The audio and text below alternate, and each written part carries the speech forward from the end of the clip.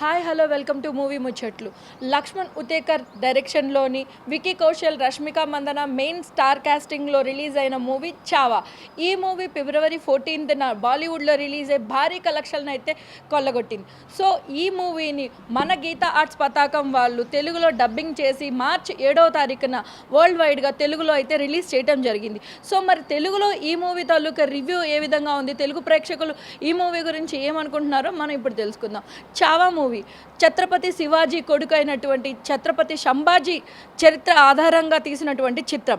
ఈ మూవీలో విక్కీ కౌశల్ చావా అంటే చంబా క్యారెక్టర్లోని ఎంతో చక్కగా ఒదిగిపోయారు. అదేవిధంగా రష్మిక మందన కూడా తన పాత్రకి ఎంతో కొంత న్యాయం చేసిందనే చెప్పుకోవచ్చు. ఇంకా మిగిలిన స్టార్ కాస్టింగ్ చాలామంది అయితే యాక్ట్ చేశారు.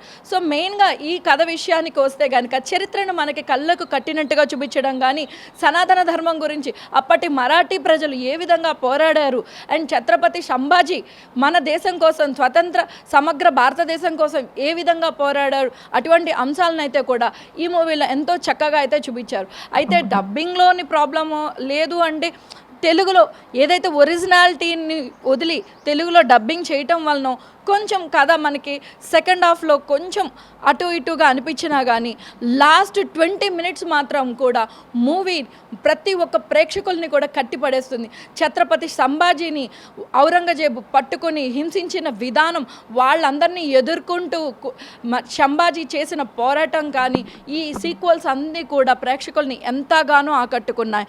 అదేవిధంగా సింహంతో ఫైటింగ్, ఇలా చాలా అంశాలు అయితే కూడా ఈ మూవీకి చాలా ప్లస్ పాయింట్ అనే చెప్పుకోవచ్చు. అండ్ మెయిన్గా ఈ మూవీ బ్యాక్గ్రౌండ్ స్కోర్ అయితే కనుక ఖచ్చితంగా చెప్పుకోవాలి. ఈ మూవీ బ్యాక్గ్రౌండ్ స్కోర్ చాలా అయితే మూవీకి ప్లస్ అయ్యింది.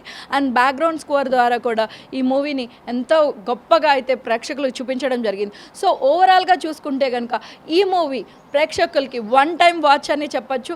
అండ్ ఇప్పుడు ప్రజెంట్ జనరేషన్కి అయితే కనుక ఈ మూవీ ఖచ్చితంగా ఒక్కసారైనా కూడా చూడాలి. మన చరిత్ర గురించి తెలుసుకోవాలి. మన చరిత్రలో భారతదేశం కోసం ఎలా గొప్ప వీరులు పోరాడారు అనే విషయాన్ని తెలుసుకోవాలంటే కనుక చావా మూవీని అయితే ఒక్కసారైనా కూడా చూడాలని నా ఒపీనియన్. సో మీలో ఎంతమంది చావా మూవీని తెలుగులో చూసారో కింద కమెంట్ సెక్షన్లో కమెంట్ చేయండి.